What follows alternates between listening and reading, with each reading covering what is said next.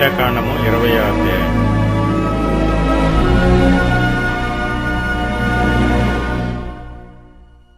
మొదటి నెలయందు ఇశ్రాయేలీల సమాజము సీను అరణ్యమునకు రాగా ప్రజలు కాదేశులో దిగిరి.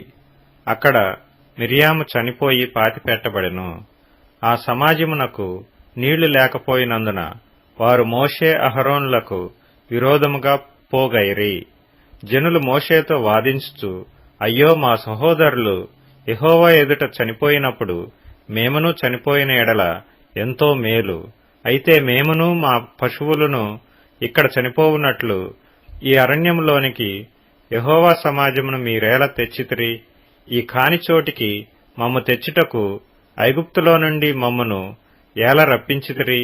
ఈ స్థలములో గింజలు లేవు, అంజూరలు లేవు, ద్రాక్షలు లేవు, దానిమ్మలు లేవు, త్రాగుటకు నీళ్లే లేవనిరి. అప్పుడు మోషే అహరోనులు సమాజము ఎదుటి నుండి ప్రత్యక్షపు గుడారము యొక్క ద్వారంలోనికి వెళ్లి సాగిలపడగా యెహోవా మహిమ వారికి కనబడెను. అంతటా యెహోవా మోషేకు ఇలాగున సెలవిచ్చెను, నీవు నీ కర్రను తీసుకొని నీవును నీ సహోదరుడైన అహరోనును ఈ సమాజమును పోగు చేసి వారి కన్నుల ఎదుట ఆ బండతో మాట్లాడుము, అది నీళ్లిచ్చును. నీవు వారి కొరకు నీళ్లను బండలో నుండి రప్పించి సమాజమునకును వారి పశువులకును త్రాగుటకిమ్ము. యెహోవా అతనికి ఆజ్ఞాపించినట్లు మోషే ఆయన సన్నిధి నుండి ఆ కర్రను తీసుకొని పోయెను. తరువాత మోషే అహరోనులు ఆ బండ ఎదుట సమాజమును పోగు చేసినప్పుడు అతడు వారితో, ద్రోహులారా వినుడి, మేము ఈ బండలో నుండి మీ కొరకు నీళ్లు రప్పింపవలెనా అనెను. అప్పుడు మోషే తన చెయ్యి ఎత్తి 2 మార్లు తన కర్రతో ఆ బండను కొట్టగా నీళ్లు సమృద్ధిగా ప్రవహించెను. సమాజమును పశువులను త్రాగెను. అప్పుడు యెహోవా మోషే అహరోనులతో, మీరు ఇశ్రాయేలీల కన్నుల ఎదుట నా పరిశుద్ధతను సన్మానించున్నట్లు నన్ను నమ్ముకొనకపోతిరి గనుక ఈ సమాజమును నేను వారికిచ్చిన దేశంలోనికి మీరు తోడుకొని పోరని చెప్పెను. అవి మెరీబా జలమనబడెను. ఏలయనగా ఇశ్రాయేలీలు యెహోవాతో వాదించినప్పుడు ఆయన వారి మధ్యను తన్ను పరిశుద్ధపరచుకొనెను. మోషే కాదేశ్ నుండి ఎదోము రాజునొద్దకు దూతలను పంపి, నీ సహోదరుడగు ఇశ్రాయేలు అడుగునదేమనగా, మాకు వచ్చిన కష్టము యావత్తును నీకు తెలిసినది. మీ పితరులు ఐగుప్తునకు వెళ్ళిరి. మేము చాలా దినములు ఐగుప్తులో నివసించితిమి. ఐగుప్తీయులు మమ్మును మా పితరులను శ్రమపెట్టిరి. మేము యెహోవాకు మొరపెట్టగా ఆయన మా మొరను విని దూతను పంపి ఐగుప్తులో నుండి మమ్మను రప్పించెను. ఇదిగో మేము నీ పొలిమేరల చివర కాదేశు పట్టణంలో ఉన్నాము. మమ్మను నీ దేశమును దాటి పోనిమ్ము. పొలములలో బడి అయినను ద్రాక్ష తోటలలో బడి అయినను వెళ్ళము. బావుల నీళ్లు త్రాగము. రాజమార్గమున నడిచిపోయేదము. నీ పొలిమేరలను దాటు వరకు కుడివైపునకైనను ఎడమ వైపునకైనను తిరగకుండా పోయేదమని చెప్పించెను. ఎదోమీయులు, నీవు నా దేశంలో పడి వెళ్లకూడదు, నేను ఖడ్గముతో నీకు ఎదురుగా వచ్చేదను సుమి అని అతనితో చెప్పగా, ఇశ్రాయేలీలు, మేము రాజమార్గముననే వెళ్ళెదము. నేనును నా పశువులను నీ నీళ్లు త్రాగునెడల వాటి విలువ నిచ్చుకొందును. మరేమీ లేదు, కాలినడకనే దాటిపోవుదుము అంతే అని అతనితో చెప్పినప్పుడు అతడు, నీవు రానేకూడదనెను. అంతటా ఎదోము బహు జనముతోనూ మహాబలముతోనూ బయలుదేరి వారికెదురుగా వచ్చెను. ఎదోము ఇశ్రాయేలు తన పొలిమేరలలో బడి దాటిపోవుటకు సెలవీయలేదు గనుక ఇశ్రాయేలీలు అతని యొద్ద నుండి తొలగిపోయిరి. అప్పుడు ఇశ్రాయేలీల సర్వ సమాజము కాదేశులో నుండి సాగి హోరు కొండకు వచ్చెను. యెహోవా ఎదోము పొలిమేరల యొద్దనున్న హోరు కొండలో మోషే అహరోనులకు ఇలాగు సెలవిచ్చెను, అహరోను తన పితరులతో చేర్చబడును.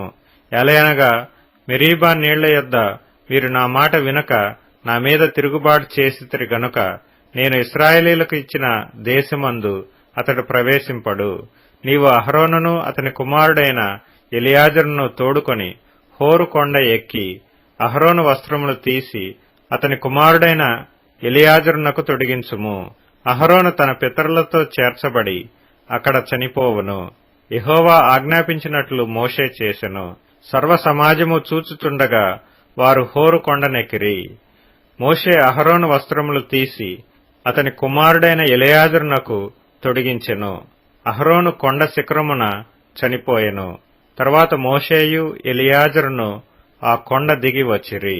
అహరోను చనిపోయినని సర్వ సమాజము గ్రహించినప్పుడు ఇశ్రాయేలీల కుటుంబీకులందరూ అహరోను కొరకు 30 దినములు దుఃఖము సలిపిరి.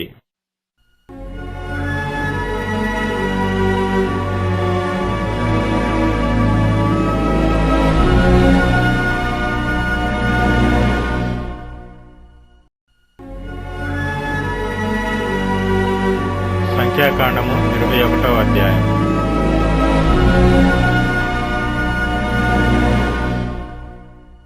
ఇశ్రాయేలీలు అతారీయుల మార్గమున వచ్చుచున్నారని దక్షిణ దిక్కున నివసించిన కనానీయుడైన అరాదు రాజు విని అతడు ఇశ్రాయేలీలతో యుద్ధము చేసి వారిలో కొందరిని చెరపట్టగా ఇశ్రాయేలీలు యెహోవాకు మ్రొక్కుకొని, నీవు మా చేతికి ఈ జనమును బొత్తిగా అప్పగించిన ఎడల మేము వారి పట్టణములను నీ పేరట నిర్మూలము చేసేదమనిరి. యెహోవా ఇశ్రాయేలీల మాట ఆలకించి ఆ కనానీయులను అప్పగింపగా ఇశ్రాయేలీలు వారిని వారి పట్టణములను నిర్మూలము చేసిరి. అందువలన ఆ చోటికి హోర్మా అని పేరు పెట్టబడెను. వారు ఎదోము దేశమును చుట్టిపోవాలని హోరు కొండ నుండి ఎర్ర సముద్ర మార్గముగా సాగినప్పుడు మార్గాయాసము చేత జనుల ప్రాణము సొమ్మసిల్లెను. కాగా ప్రజలు దేవునికిని మోషేకును విరోధముగా మాట్లాడి, ఈ అరణ్యములో చచ్చుటకు ఐగుప్తులో నుండి మీరు మమ్మనెందుకు రప్పించితిరి? ఇక్కడ ఆహారము లేదు, నీళ్లు లేవు, చవిసారములు లేని ఈ అన్నము మాకు అసహ్యమైనదనిరి. అందుకు యెహోవా ప్రజలలోనికి తాపకరమైన సర్పములను పంపెను. అవి ప్రజలను కరువగా ఇశ్రాయేలీలలో అనేకులు చనిపోయిరి. కాబట్టి ప్రజలు మోషే యొద్దకు వచ్చి, మేము యెహోవాకును నీకును విరోధముగా మాట్లాడి పాపము చేసితిమి. యెహోవా మా మధ్య నుండి ఈ సర్పములను తొలగించున్నట్లు ఆయనను వేడుకొనుమనిరి. మోషే ప్రజల కొరకు ప్రార్థన చేయగా యెహోవా, నీవు తాపకరమైన సర్పము వంటి ప్రతిమను చేయించి స్తంభము మీద పెట్టుము. అప్పుడు కరవబడిన ప్రతివాడును దానివైపు చూచి బ్రతుకునని మోషేకు సెలవిచ్చెను. కాబట్టి మోషే ఇత్తడి సర్పం ఒకటి చేయించి స్తంభము మీద దానిని పెట్టెను.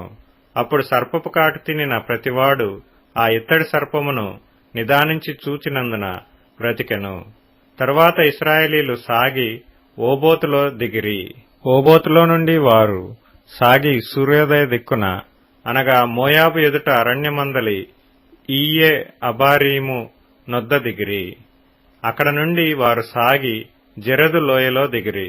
అక్కడ నుండి వారు సాగి అమోరీయుల పొలిమేరల నుండి వచ్చి ప్రవహించి అరణ్యమందు సంచరించు అర్నోను అద్దరిని దిగిరి. అర్నోను మోయాబీయులకును అమోరీయులకును మధ్య నుండి మోయాబు సరిహద్దు. కాబట్టి యెహోవా సుడిగాలి చేతనైనట్టు నాహేబును అర్నోనులో పడు ఏరులను 6 దేశ నివాస స్థలమునకు తిరిగి మోయాబు ప్రాంతములకు సమీపముగా ప్రవహించు ఏరుల మడుగులను పట్టుకొనెనను మాట యెహోవా యుద్ధముల గ్రంథములో రాయబడి ఉన్నది. అక్కడ నుండి వారు బేయేరుకు వెళ్లిరి. యెహోవా జనులను పోగు చేయము, నేను వారికి నీళ్లనిచ్చేదనని మోషేతో చెప్పిన బావి అది. అప్పుడు ఇశ్రాయేలీలు ఈ పాట పాడిరి. బావి ఉబుకుము, దాని కీర్తించుడి. బావి ఏలికలు దాన్ని త్రవ్విరి. తమ అధికార దండముల చేతను కర్రల చేతను జనుల అధికారులు దాన్ని త్రవ్విరి. వారు అరణ్యము నుండి మత్తానుకును, మతాను నుండి నహలీయేలుకును, నహలీయేలు నుండి బామోతుకును, మోయాబు దేశమందలి లోయలోనున్న బామోతు నుండి ఎడారికి ఎదురుగానున్న పిస్గా కొండకు వచ్చిరి.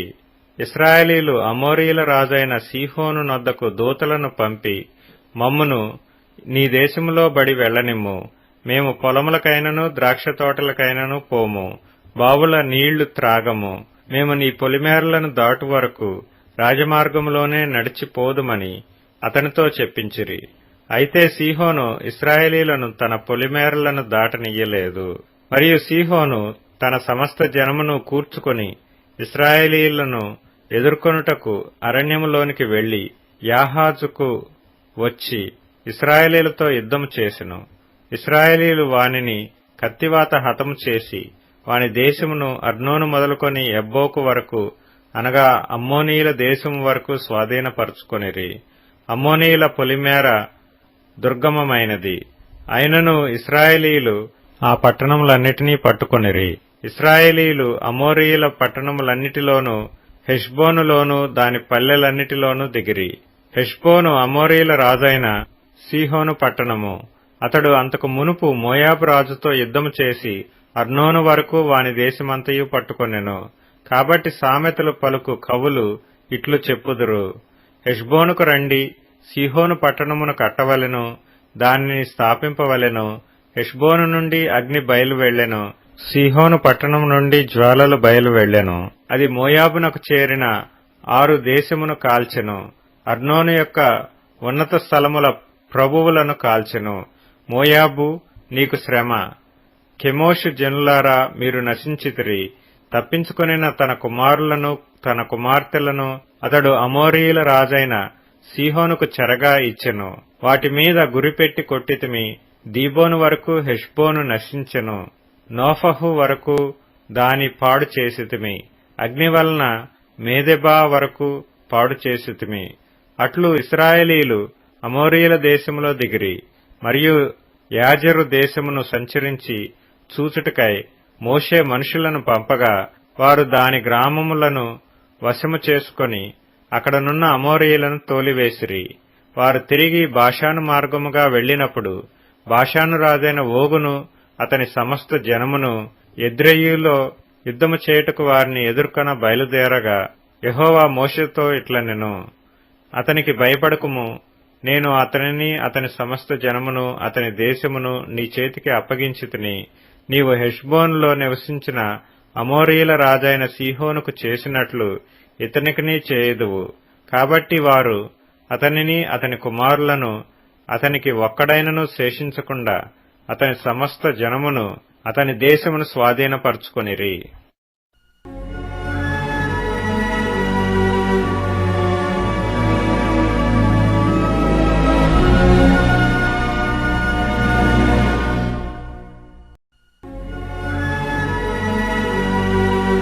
సంఖ్యాకాండము 22వ అధ్యాయం.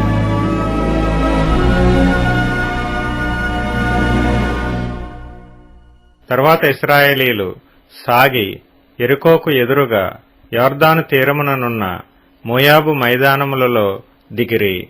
సిప్పోరు కుమారుడైన బాలాకు ఇశ్రాయేలీయులు అమోరీయులకు చేసినదంతయు చూచెను. జనము విస్తారముగానున్నందున మోయాబీయులు వారిని చూచి మిక్కిలి భయపడిరి. మోయాబీయులు ఇశ్రాయేలీయులకు జంకిరి. మోయాబీయులు మిద్యాను పెద్దలతో ఎద్దు బీటి పచ్చికను నాకివేయునట్లు ఈ జనసమూహము మన చుట్టూ ఉన్నది, యావత్తును ఇప్పుడు నాకివేయుననిరి. ఆ కాలమందు సిప్పోరు కుమారుడైన బాలాకు మోయాబీయులకు రాజు. కాబట్టి అతడు బెయేరు కుమారుడైన బిలామును పిలుచుటకు అతని జనుల దేశమందలి నది యొద్దనున్న పెతోరుకు దూతల చేత ఈ వర్తమానము పంపెను: చిత్తగించుము, ఒక జనము ఐగుప్తులో నుండి వచ్చెను. ఇదిగో వారు భూతలమును కప్పి నా ఎదుట దిగియున్నారు. కాబట్టి నీవు దయచేసి వచ్చి నా నిమిత్తము ఈ జనమును శపించుము. వారు నాకంటే బలవంతులు. వారిని హతము చేయుటకు నేను బలమొందుదునేమో. అప్పుడు నేను ఈ దేశములో నుండి వారిని తోలివేయుదును. ఏలయనగా నీవు దీవించువాడు దీవింపబడుననియు శపించువాడు శపించబడుననియు నేనెరుగుదును. కాబట్టి మోయాబు పెద్దలను మిద్యాను పెద్దలను సోదె సొమ్మును చేతపట్టుకొని బిలాము నొద్దకు వచ్చి బాలాకు మాటలను అతనితో చెప్పగా అతడు వారితో, ఈ రాత్రి ఇక్కడనే ఉండుడి. యెహోవా నాకు సెలవిచ్చిన మాటలను నేను తిరిగి వచ్చి మీతో చెప్పెదనెను. అప్పుడు మోయాబు అధికారులు బిలాము నొద్ద బస చేసిరి. దేవుడు బిలాము నొద్దకు వచ్చి, నీ యొద్దనున్న ఈ మనుషులు ఎవరని అడగగా బిలాము దేవునితో ఇట్లనెను: సిప్పోరు కుమారుడైన బాలాకను మోయాబు రాజు, చిత్తగించుము, ఒక జనము ఐగుప్తు నుండి బయలుదేరి వచ్చెను, వారు భూతలమును కప్పుచున్నారు. నీవు ఇప్పుడే వచ్చి నా నిమిత్తము వారిని శపింపుము, నేను వారితో యుద్ధము చేసి వారిని తోలివేయుదునేమో అని వీరి చేత నాకు వర్తమానము పంపెను. అందుకు దేవుడు, నీవు వారితో వెళ్లకూడదు, ఆ ప్రజలను శపింపకూడదు, వారు ఆశీర్వదింపబడిన వారు అని బిలాముతో చెప్పెను. కాబట్టి బిలాము ఉదయమున లేచి బాలాకు అధికారులతో, మీరు మీ స్వదేశమునకు వెళ్ళుడి, మీతో కూడా వచ్చుటకు యెహోవా నాకు సెలవీయనని చెప్పుచున్నాడనగా, మోయాబు అధికారులు లేచి బాలాకు నొద్దకు వెళ్లి, బిలాము మాతో కూడా రానుల్లడాయననిరి. అయినను బాలాకు వారికంటే బహు ఘనత వహించిన మరి ఎక్కువ మంది అధికారులను మరలా పంపెను. వారు బిలాము నొద్దకు వచ్చి అతనితో, నీవు దయచేసి నా యొద్దకు వచ్చుటకు ఏమీయూ అడ్డము చెప్పకుము, నేను నీకు బహు ఘనత కలుగజేసేదను, నీవు నాతో ఏమి చెప్పుదువో అది చేసేదను గనుక నీవు దయచేసి వచ్చి నా నిమిత్తము ఈ జనమును శపించుమని సిప్పోరు కుమారుడైన బాలాకు చెప్పెననిరి. అందుకు బిలాము, బాలాకు తన ఇంటెడు వెండి బంగారములను నాకిచ్చినను, కొద్ది పని అయినను గొప్ప పని అయినను చేయునట్లు నేను నా దేవుడైన యెహోవా నోటి మాట మీరలేను. కాబట్టి మీరు దయచేసి ఈ రాత్రి ఇక్కడ నుండుడి, యెహోవా నాతో నేమి చెప్పునో నేను తెలుసుకుందునని బాలాకు సేవకులకు ఉత్తరమిచ్చెను. ఆ రాత్రి దేవుడు బిలాము నొద్దకు వచ్చి, ఆ మనుషులు నిన్ను పిలవవచ్చిన ఎడల నీవు లేచి వారితో వెళ్ళుము, అయితే నేను నీతో చెప్పిన మాట చొప్పుననే నీవు చేయవలనని అతనికి సెలవిచ్చెను. ఉదయమున బిలాము లేచి తన గాడిదకు గంత కట్టి మోయాబు అధికారులతో కూడా వెళ్ళెను. అతడు వెళుచుండగా దేవుని కోపము రగులు కొనెను. యెహోవా దూత అతనికి విరోధి అయి త్రోవలో నిలిచెను. అతడు తన గాడిదనెక్కి పోవుచుండగా అతని పనివారు ఇద్దరు అతనితో కూడా నుండిరి. యెహోవా దూత ఖడ్గము దూసి చేత పట్టుకొని త్రోవలో నిలిచియుండుట ఆ గాడిద చూచెను గనుక అది త్రోవను విడిచి పొలములోనికి పోయెను.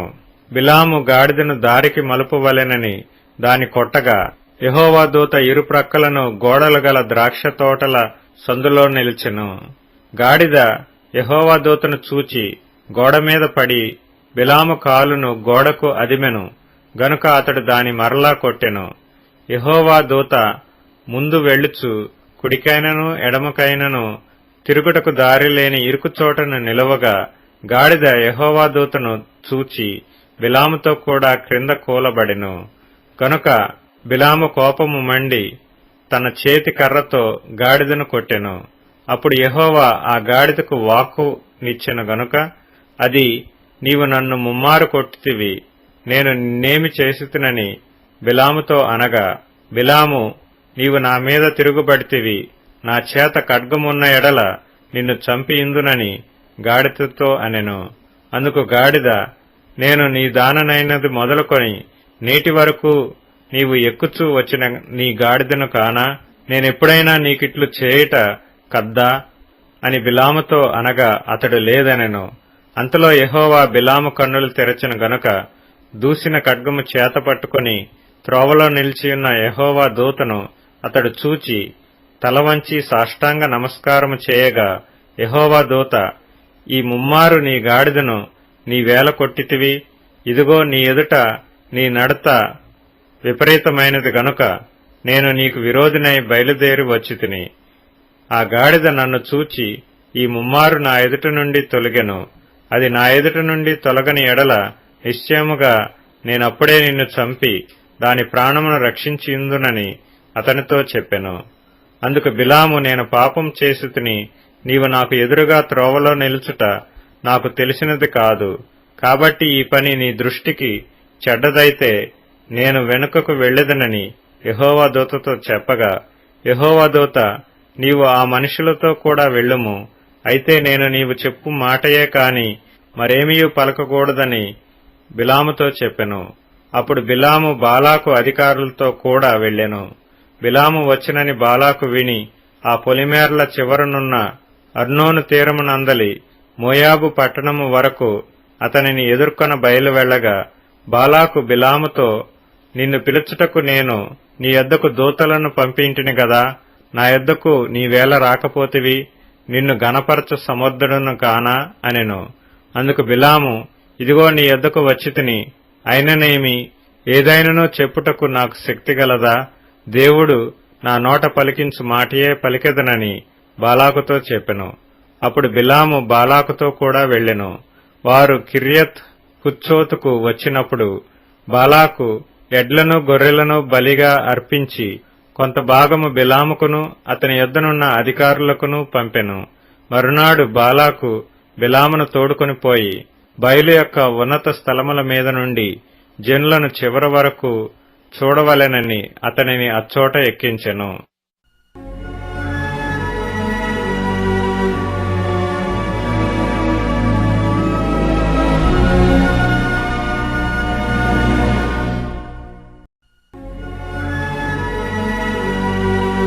సంఖ్యాకాండము 23వ అధ్యాయము.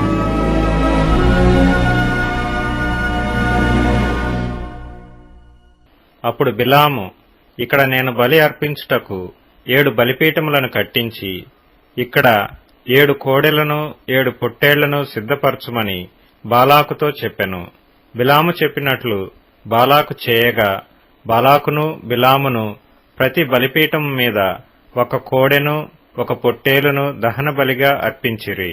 మరియు బిలాము బాలాకుతో, బలిపీఠం మీది నీ దహన బలి యొద్ద నిలిచియుండుము, నేను వెళ్ళెదను. ఒకవేళ యెహోవా నన్ను ఎదుర్కొనునేమో, ఆయన నాకు కనపరచున్నది నీకు తెలియచేసేదనని చెప్పి మెట్ట ఎక్కెను. దేవుడు బిలాముకు ప్రత్యక్షము కాగా అతడు, నేను 7 బలిపీఠములను సిద్ధపరచి ప్రతి దాని మీదను 1 కోడెను 1 పొట్టేలును అర్పించితినని ఆయనతో చెప్పగా, యెహోవా ఒక మాట బిలాము నోట ఉంచి, నీవు బాలాకు నొద్దకు తిరిగి వెళ్లి ఇట్లు చెప్పుమనెను. అతడు బాలాకు నొద్దకు తిరిగి వెళ్లినప్పుడు అతడు మోయాబు అధికారులందరితో తన దహనబలి యొద్ద నిలిచియుండెను. అప్పుడు బిలాము ఉపమాన రీతిగా ఇట్లనెను, అరాము నుండి బాలాకు, తూర్పు పర్వతముల నుండి మోయాబు రాజు నన్ను రప్పించి, రమ్ము నా నిమిత్తము యాకోబును శపింపుము, రమ్ము ఇశ్రాయేలును భయపెట్టవలెను అనెను. ఏమని శపింపగలను? దేవుడు శపింపలేదే. ఏమని భయపెట్టగలను? దేవుడు భయపెట్టలేదే. మెట్టల శిఖరము నుండి అతని చూచుచున్నాను, కొండల నుండి అతని కనుగొనుచున్నాను. ఇదిగో ఆ జనము ఒంటిగా నివసించును, జనములలో లెక్కింపబడరు. యాకోబు రేణువులను ఎవరు లెక్కించెదరు? ఇశ్రాయేలు 4వ పాలును ఎవరు లెక్క పెట్టగలరు? నీతిమంతుల మరణము వంటి మరణము నాకు లభించునుగాక, నా అంత్యదశ వారి అంతము వంటి దగునుగాక అనెను. అంతట బాలాకు బిలాముతో, నీవు నాకేమి చేసితివి? నా శత్రువులను శపించుటకు నిన్ను రప్పించితిని, అయితే నీవు వారిని పూర్తిగా దీవించితివనెను. అందుకతడు, యెహోవా నా నోట ఉంచిన దాని నేను శ్రద్ధగా పలకవద్దా అని ఉత్తరమిచ్చెను.